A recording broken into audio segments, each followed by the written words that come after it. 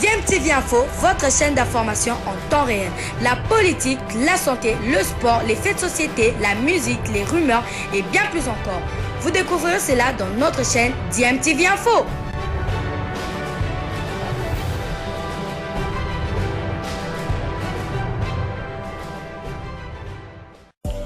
Vous êtes sur DMTV, bonjour ou bonsoir, tout dépend de l'heure à laquelle vous nous suivez. Tout plaisir est pour nous de vous retrouver, mais surtout de savoir que vous êtes nombreux en train de suivre votre chaîne YouTube DMTV. DMTV qui vous propose l'actualité, vous propose également des analyses et des réflexions sur des sujets d'actualité, sur des faits sociaux, tout simplement sur des réalités que nous observons ici chez nous en République démocratique du Congo. Sort enfin de son silence 2 ans après son départ de la sélection A de la RDC. Pendant 30 minutes, Christian Tsengibiembe Sissoko, jusque-là assez discret, décide au cours d'une interview exclusive, en tout cas accordée à Top Congo FM, de parler de son passage au sein de l'équipe nationale de la RDC, de ce qu'il avait vécu et surtout de son argent que l'État congolais lui doit, 133 000 $ américains, de ses arriérés d'émoluments et de ses primes des matchs de sélectionneur des Léopards A. Depuis sa victoire en procès contre la FECOFA, le technicien congolais de 59 ans n'a toujours pas perçu cet argent et pourtant le dossier a été déjà transmis en février dernier au ministère des Finances. Dans ce dossier financier, Christian Tsengibiembe indique qu'il avait senti ce relâchement de la FECOFA, citant au passage le vice-président de la FECOFA, Bobo Bundembe, qui était censé suivre le dossier. Enfin, l'ancien directeur technique national tient mordicus au paiement de ses arriérés de salaire et primes. Au cas contraire, il va donc ressaisir la Fédération internationale de football association. Jusqu'à présent, effectivement, je n'ai toujours pas été payé. La FIFA a demandé déjà à 2 reprises de payer la somme. Mon avocat a eu à contacter la FIFA. Ça fera 1 année que finalement j'ai eu gain de cause et que j'ai toujours pas été payé. Grâce au président Omar, c'est lui qui a signé, qui a reconnu qu'il y avait un contrat. Sinon, sans ça, personne ne voulait reconnaître ces faits-là. Et puis bon, il a lui-même démissionné, donc et voilà, et dès qu'il a démissionné, bon voilà, le déluge, il y a eu, je sais pas, qui a eu le dossier par après, je ne sais pas, mais apparemment ça a été très mal géré. Et le suivi n'a pas été fait, il ne travaille pas seul. La responsabilité incombe à la personne qui s'occupait de tout ce qui était finance. Je suis désolé. Qui s'occupait de tout ce qui était finance à la FECOFA? Vous savez très bien, c'est le président Bondembe qui s'occupait de ça, donc c'est à lui à lui poser des questions, c'est à lui à lui demander qu'est-ce qu'il en est avec ces contrats, qu'est-ce qui se passe, pourquoi ça a traîné, quels sont les chiffres qui étaient apposés et tout ça. Donc c'est à lui à poser la question. Est-ce que vous avez l'impression que cette situation n'avait pas été bien traitée après le départ de Constant Marie? Déçu, je ne suis pas déçu totalement. Je suis très content d'avoir fait ce que j'ai eu à faire. J'ai eu énormément d'expérience. J'ai travaillé avec des gens qui étaient compétents. Le seul souci, c'est que je suppose que ça s'est passé aussi, et je sais que ça s'est passé aussi avant moi, et que heureusement, les personnes ont suivi pour avoir leur argent, et je sais pas ce qui se passe après moi. Mais là où je suis, je pense que moi, personnellement, je trouve que la situation là, s'est dégradée et il y a eu beaucoup de désinvolture. Et je ne sais pas ce qui s'est passé. On ne peut pas rester pendant 22 mois sans être payé, pendant 1 année attendre d'être payé et encore 1 année pour attendre. Ça fait 4 ans. Il faut quand même avoir un peu de bon sens, c'est tout. Je ne suis pas fâché, je suis simplement surpris et déçu. Est-ce qu'on peut comprendre que la FECOFA ne vous a pas soutenu dans cette situation? Si la FECOFA nie déjà que j'étais sélectionneur et qu'après elle le reconnaît par le fait que le président lui-même Omar a dit non. Et qu'est-ce qui va suivre de votre côté? Ce qui suivra, c'est tout. La FIFA va maintenant se mêler. Voilà, c'était là Christian Tsengibiembe, ancien sélectionneur des Léopards A de la République démocratique du Congo. Cité dans ce dossier, nous avons donc joint le vice-président de la Fédération congolaise de football association, Bobo Bundembe, qui a tout simplement indiqué, je cite, « Je ne sais pas exactement ce qu'il a voulu dire par là, un droit reste un droit, il avait presté et devrait être payé ». Fin de citation.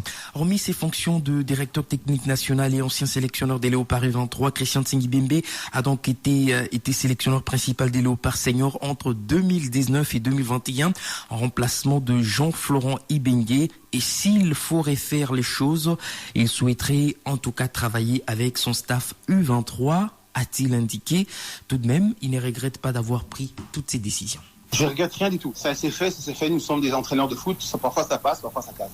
C'est tout. Les joueurs ont été, à mon avis, ceux qui étaient disponibles sont venus. Ceux qui n'ont pas été, malheureusement, à cause du Covid, n'ont pas pu l'être. Et je ne suis pas dans le cœur d'un joueur de football pour savoir ce qu'en ce moment-là, ils pensaient. Donc, moi, j'ai simplement vécu, une expérience qui est extraordinaire pour mon pays d'origine et que, voilà, et que j'applaudis. Et je reconnais encore une fois que le président Omar a eu le courage de me placer. Je pense que c'était pas l'avis de tout le monde autour de lui, mais il l'a fait. Il l'a fait parce qu'il a assumé correctement. Et voilà, ça n'a pas été. Mais moi, je trouve que c'était aussi dû au fait de la période, le Covid, l'organisation qu'on a dû avoir. Je pense que voilà, c'est tout. Mais ça, c'est le passé. C'est le passé. Et ce que je tire du meilleur, c'est que c'est une expérience, c'est tout, c'est ce qui s'est passé, c'est bien. Mais je pense que la seule chose que si j'aurais dû refaire, ça je veux pas choquer les gens, si j'aurais dû refaire les choses, j'aurais pris totalement mon staff U23. Et pourquoi ? Parce que je pense que je travaillais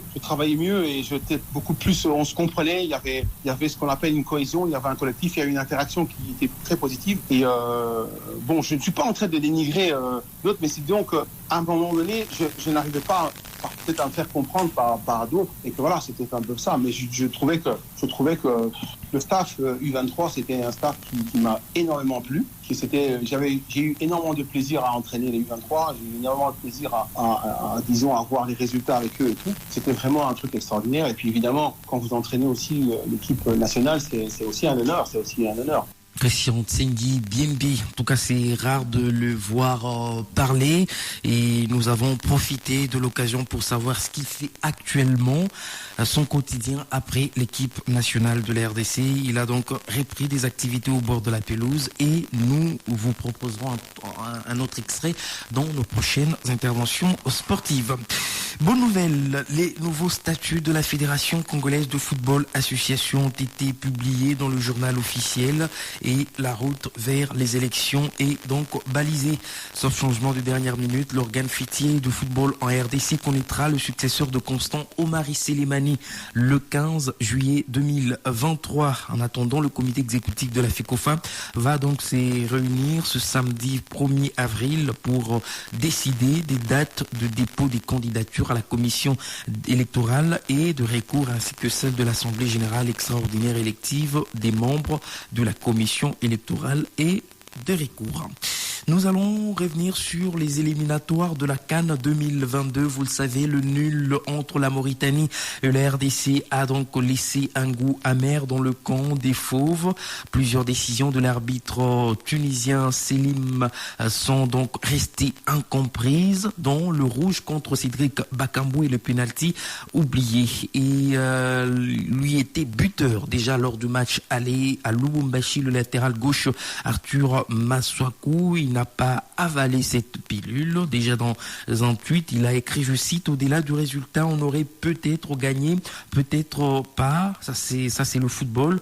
Mais des décisions comme celle-ci nuisent à nos compétitions et nos sélections qui ont déjà assez de problèmes pour en rajouter sur le terrain. Respectez-nous et respectez-nous et notre sport, a-t-il en tout cas réagi sur son compte Twitter. L'ancien latéral gauche de la formation de West Ham aujourd'hui au sein de la formation des Beşiktaş en Turquie ne trouve pas d'explication cartésienne sur le deuxième carton jaune de Cédric Bakambu.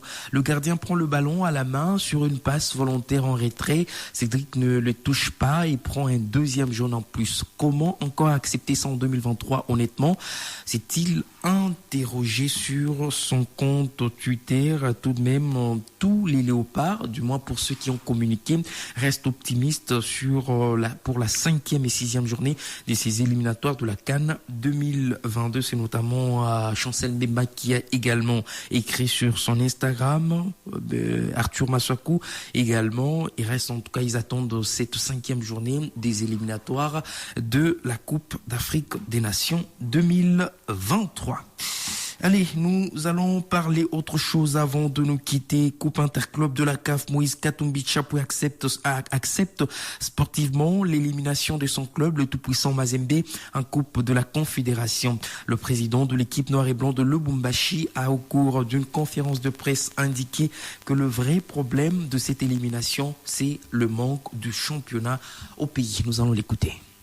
Je ne veux pas parler du passé de mon club. Le passé, c'est le passé. Moi, je suis un homme d'avenir. Je ne suis pas un homme qui pleure. Je suis un homme, quand il y a des situations difficiles, je dois résoudre le problème. Il faudrait savoir accepter. Sportivement, j'accepte que nous avions été organisés, mais nous avions été éliminés. Je crois qu'il faudrait attaquer le vrai problème. Le vrai problème, c'est le championnat. Les joueurs n'ont pas eu le temps de jouer. Il n'y a plus d'automatisme. Il ne faut pas chercher des problèmes ailleurs. Le problème, c'est l'organisation de notre championnat. Quel est le résultat que nous attendons si toutes les équipes du Congo n'ont pas un championnat? Les championnats n'existent plus dans notre pays. Moïse Katumbi, président du tout-puissant Mazembe de Lubumbashi, qui vient également d'enrôler une dame à la tête du staff technique de tout-puissant Mazembe, du football club féminin tout-puissant Mazembe.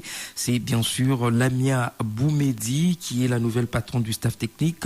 L'ancienne internationale marocaine a entraîné le WAC et la sélection nationale marocaine. Elle a aussi entraîné les sélections U17 et U20. Lamia a donc assisté depuis les tribunes du stade Frédéric Ibassa-Maliba mardi 28 mars au Sacre des Dames à l'occasion de la dernière journée du championnat de Lubumbashi face à Lupopo 6-0. Le tout-puissant Mazembe indique que les détails sur son contrat et le projet sont à lire dans les prochaines heures sur le site officiel du club. Merci infiniment à vous tous de nous avoir suivis. Fin de ce journal.